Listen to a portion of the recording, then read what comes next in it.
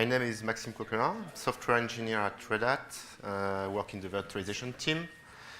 And I mainly contribute to DPDK, where I'm co-maintainer for the Vhost and Virtio driver in DPDK.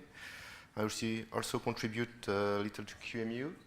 And today I will talk about how to improve VNF safety when using IOMMU support with Vhost-user backend. So first I will start with some background information, explaining why we need an IOMMU support, what it is used to protect us to, and I will also provide some information on the Vhost-kernel IOMMU implementation that had been presented last year by Wei Shu and Peter Shu. And then after this, I will talk about the implementation we've done in the Vhost-user backend in DPDK. After this, I will give some benchmark so that we can see the impacts, the performance impact of using the IOMMU. And I will then propose some possible improvements that we could do in the future. And then I will shortly conclude and we can have some questions. Okay, so let's start with the background information. So first, why do we need IOMMU support? So currently, we don't support IOMMU with Vhost-user backend, and what it means is that when you run DPDK in guest, you have to use either UIO or VFIO to bind your Virtio device, and that VFIO we've probed in an unsafe mode. So it means that first it taints the kernel, and with some distribution, it requires to rebuild it, like, for example, with Fedora or Debian. And the problem is that it directly uses guest physical addresses to the DPDK application directly uses guest physical addresses for the vert queues and buffer addresses. So the problem is that on host side, the Vhost-user backend, which run in a dedicated process, maps all the guest memory and can read and write all the guest memory. So if you had an application, DPDK application running in the guest that would a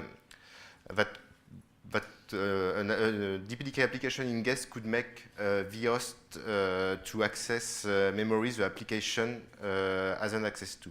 So for example, the DPDK application could pass random physical addresses as buffer descriptors addresses. And if this memory is some kernel memory, this page is some kernel memory, the Vhost backend could overwrite kernel memory, guest kernel memory with the content of a packet, in the case of the receive path, or in the case of the transmit path, it could leak some kernel memory to the outside world.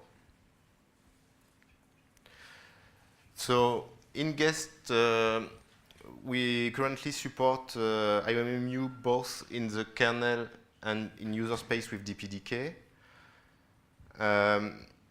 In the kernel side, it relies on the DMA framework, but it ends up in the IOMMU driver. And the same, and with DPDK, IOMMU is supported since 16.11 for the Virtio PMD. And it relies on dedicated IO control from the VFIO to map the memory pools. So these two different setups have big difference with regard to IOMMU, because we can say that we have two kind of setup, what we call dynamic for the kernel, because the kernel, when using Virtio driver in the kernel, we have to map and unmap the buffers for every packet. And it means that on our side that we have an IOTL miss and invalidate for each packet. So this is very bad for performance. And we have the DPDK case with Virtio PMD where the IOMMU map is done a single time when the Virtio PMD device is probed. So it means that we will only have IOTLB miss on host side when the first time we will access the page. If the IOTLB cache in the Vhost-user backend is large enough, we will not have any IOTLB miss afterward. So now let's look at the support of the IOMMU in QEMU. So we have two types of devices. So the emulated ones, currently with platform supported by DPDK, we have the Intel x86 PowerPC and that are supported. So the ARM support is being developed. And we can also have paravirtualized device like the Virtio IOMMU. So the specification is being discussed currently. So, and Eric has a talk tomorrow, I think, about this. So I think you should go there. And as physical IOMMUs, the VIOMMU provides I/O translation and device isolation. And all these devices relies on a generic APIs for IOTLB and IOMMU. For example, to get an IOTLB entry from an IOVA and its permission, or the user can register to the IOMMU notifiers to be notified when the guest performs an IOMMU map or an IOMMU unmap. So then is support for the IOMMU in the vhost in QEMU. So it was introduced last year, initially for the kernel backend. And it implements, using the APIs I mentioned earlier, it implements the ATS, Address Translation Service, that are specified by the PCI specification. And the changes in vhost backend are mainly adding some hops to be able to notify the backend for IOTLB invalidates and updates. And also it needs to be able to handle IOTLB requests from the backend.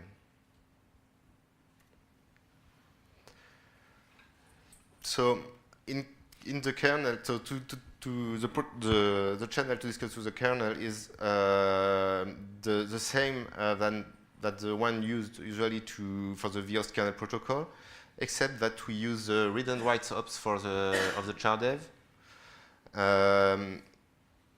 This is to be able to poll for IOTLB miss request from the backend. So a new message structure has been defined with different types for the different requests. So we can have miss that are requests initiated by the slave, the kernel backend, updates and invalidates that are initiated by QEMU. And in the kernel vhost driver, a device IOTLB cache is implemented so that we don't send IOTLB miss each time we have a need for an IO translation. And to improve performance, the cache relies on interval tree. And we have also a dedicated cache for the virt queues because they are accessed much more often. So to avoid passing the tree, it has dedicated cache. So now let's have a look at user implementation, the Vhost-user implementation in DPDK. So the goal was to be as close as possible as the design that had been done for the Vhost-kernel backend, to have the same protocol. Like for the kernel, one problem is that we need a special way to handle the IOTLB miss request because currently only the master QEMU can initiate a request. So instead of making the current socket bidirectional, we full duplex, we decided to use a new socket for this request. So we extended the Vhost-user protocol to enable slave-initiated requests that are advertised with a dedicated flag. And if the backend supports the protocol feature, a new socket pair is created, and one of the AFD is sent to the backend using a dedicated request. So for the payload, it reuses the same structure as a master initiated request. And today, this feature this new channel is only used by the IOMMU, but we could extend it to any other purpose. If we now look at the IOTLB protocol update, now that we have the two channels that we need, so it has been introduced in last QEMU release, and the spec is updated, so you can have a look there if you want more details. So from the master, we introduced a new message type, a new request to be able to send the updates and invalidation requests. We reuse the payload that has been specified for the Vhost-kernel backend. And for this request, we need to have the reply ACK feature mandatory, because when we invalidate, we need to be sure that it is not no more in the device IOTLB cache before continuing the processing. And we have, for the slave side, we have a new request also for the miss. And it uses the same payload, but in this time, the reply ACK feature is optional. We don't have to use it. So if we look at the sequence now,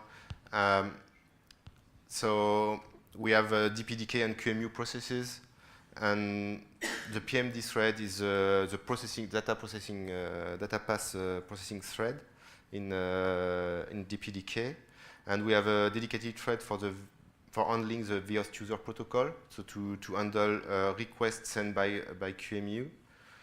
So when DPDK needs to translate an address, it sends a miss request to QEMU, to the main thread. And QEMU replies back with an update request. The IOTLB entry is inserted into the device IOTLB cache. Once done, an ACK is sent back to QEMU. And optionally, as I said, QEMU can send back an ACK to the PMD thread.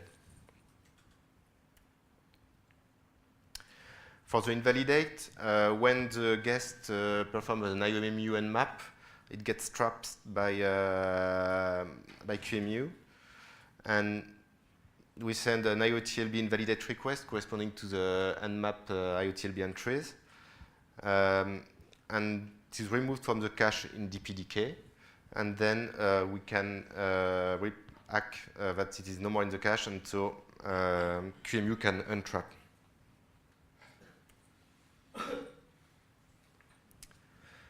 So now let's have a look at how we implemented the device IOTLB into DPDK.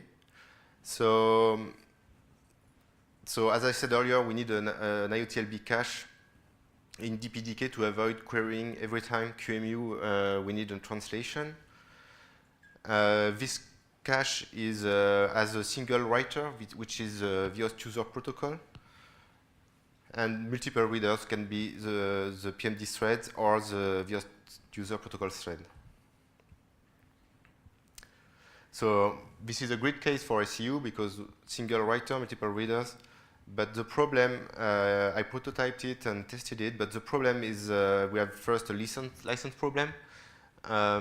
With DPDK, performance really matters, so we try to inline as much as possible.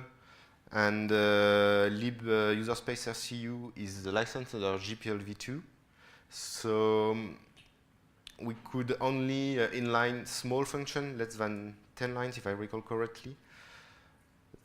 And another problem was that for the build system, it had some more dependency, and DPDK tries to avoid as much as possible external dependencies. And the last problem is that some distributions didn't even ship with this library. So as a fallback, we decided to use readers and writers locks that are still better than regular mutexes for what we are trying to achieve. But still, even when you only have readers on this lock, the implementation in DPDK makes use of atomic operation and it has a big overhead. So initially, we designed it with having a per device IOTLB cache, but we moved to use per VQ, because the more VQ you add, the worse was the performance. And also to perform less call to this instructions, we moved to take the lock for a packet, for a burst of packets instead of for every packet. So the cache itself is implemented using sorted list. So this is just an initial implementation. This is not really efficient, so not efficient at all. But it is enough today with 1 gig huge pages. But still, in the future, we need a better implementation, like the interval trees for the kernel backend. And what we did also is to have a cache that is large enough, because when using the static mapping, so with DPDK in guest, what we want is to avoid any cache eviction. So normally, cache eviction in this design should only happen when either your guest is buggy, or you have a malicious guest that try to make you send you a lot of updates. So now, if we look at the benchmark, Pei presented some PvP benchmark using OVS. So I did the same. So this benchmark is documented on DPDK. It's a reference benchmark where I use test PMD both on the host and the guest. So the idea is to forward packets sent by a packet generator from one NIC to the other, going through the VM. And so we use here two Virtio devices and 2 NICs. As said, Pei, we need 6 core to do this. Each red row represents one CPU. And on host side, we just do I/O forwarding. We don't touch the packet at all. We take the packet from one interface and one physical interface and send it to the vhost one. And in the guest side, we do some max swapping so that we can simulate more realistic load. Because doing max swapping, we access the packet header.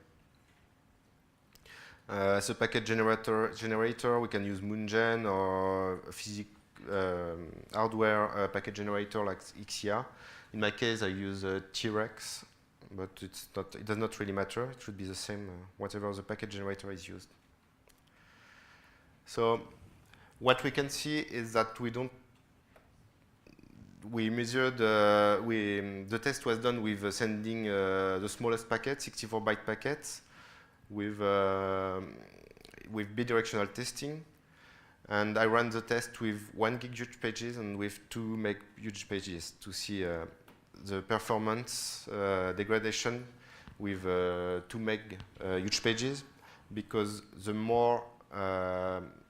smaller the page is, the higher the number of IOTLB entries you will have in your device IOTLB cache. So what we see is that we have 5% performance degradation when using the IOMMU with to make huge pages. So we see the cache lookup overhead here. Surprisingly, we don't see any overhead when using 1 gig huge pages. So I expected to have a small overhead, smaller than with 2 megs, but a small overhead anyway because we do more stuff on the host side. And the reason here is because Virtio PMD is a bottleneck, so we cannot measure the performance impact on the host side. So if what I did to try to see the impact of 1 gig huge pages when having IOMMU on is to run some micro benchmark using test-PMD. So the idea was to use test-PMD as packet generator, and you can run it for doing guest to host, traffic, host to guest, or IO loopbacks. You do forwarding and insert some packets in the loop. And here we see an impact. The surprise is that for the 2 meg pages, we don't see an as big impact as with PVP benchmark. I think that the reason that we use a smaller number of buffers, and so we always end up into the cache lookup is we don't go through all the entries of the cache. So what could we do next to improve the performance? We could first try to merge IOTLB entries that are contiguous into the device IOTLB when inserting the entries. So I've done some tests, and what we can see is that most of the entries when using 2 meg pages are both physically and virtually contiguous. So if the permissions are the same, we could just merge them into a single entry to speed up the lookup. So it works. Now we still have to, and it fixes the performance regression that we measured. And now we have to define whether when we receive an invalidation, if we invalidate all the merge entry or split it into smaller ones. And the question also is that it could also add an overhead when using dynamic mapping, so with using Virtio kernel driver, because we have a lot of IOTLB and update and misses and invalidates in this case. Another room for improvement would be to use interval trees as it has been done for Vhost-kernel. So we could have the both optimizations here to merge contiguous entry and have use interval tree for the ones that are not contiguous. It requires a new library in DPDK. So there's some work to do here. And but we are sure that it would bring some performance improvement. Another idea that maybe is that may improve the case of the dynamic mappings could be to use to burst IOTLB miss requests. So DPDK works by a burst of packets. Each time we process, when having IOMMU on, every time we process a packet, we have an IOTLB miss, so we exit the burst, waiting for the update. So when we face this case, maybe the better thing could be to see all the burst, all the packets, and send all the IOTLB misses once for all, and wait for all to be updated before starting the processing of the burst. I think that maybe it could bring some improvement when your PMD thread is used to when you have multiple PMDs on the same thread, the same CPU.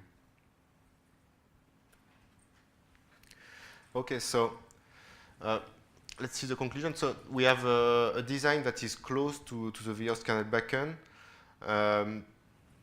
It will be available in the next DPDK release that will be out next month.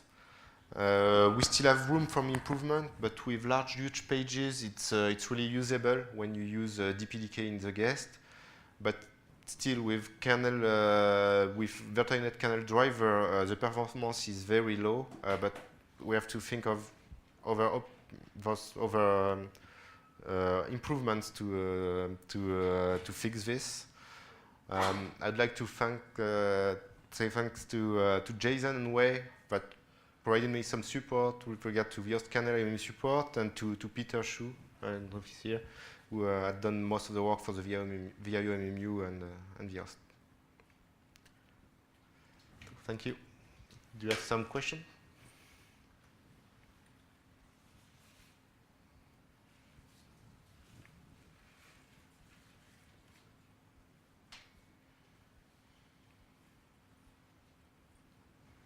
Yeah.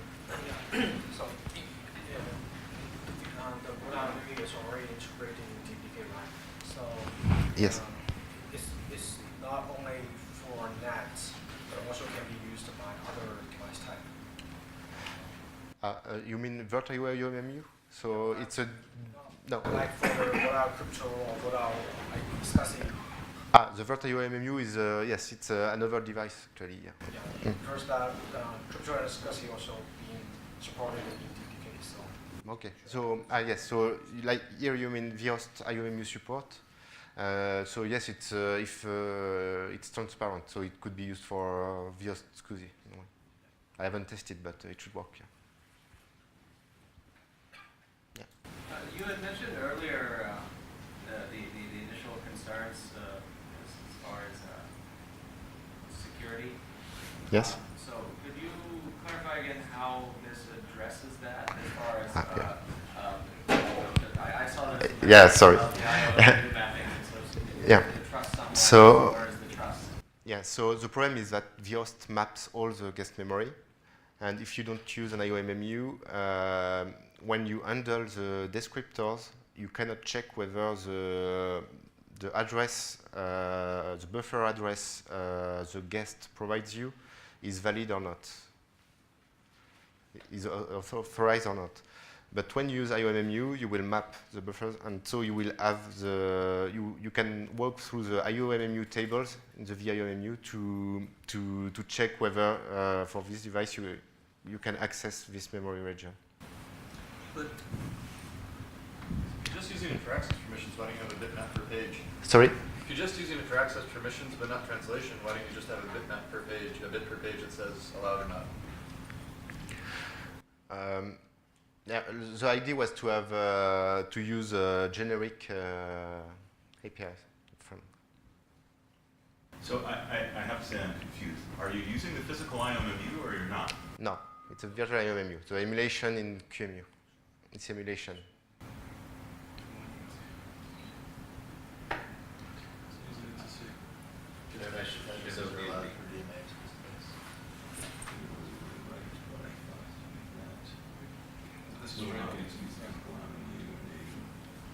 Can you show the performance slide? Yeah.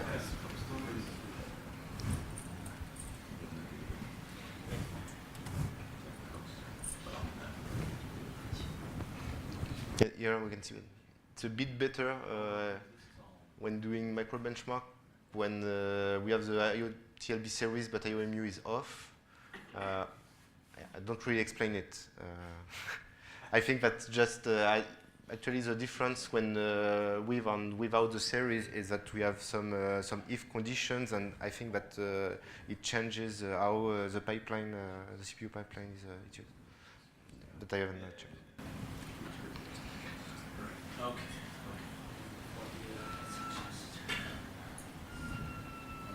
How far are you from the process of upstream and just the QEMU, I guess? How far are you from the process of upstream? Is it already available? In QEMU it's available, and DPDK next month. Well, in few weeks. It's already upstream, but it will be next release. And it's like say the 6 month, I guess the idea is portable. Yes. So currently it's only tested with x86, we would need either Virtio IOMMU or ARM SMMU emulated support in QEMU. And it has been tested, I think, by some KVM guys, but with out of 3 patches.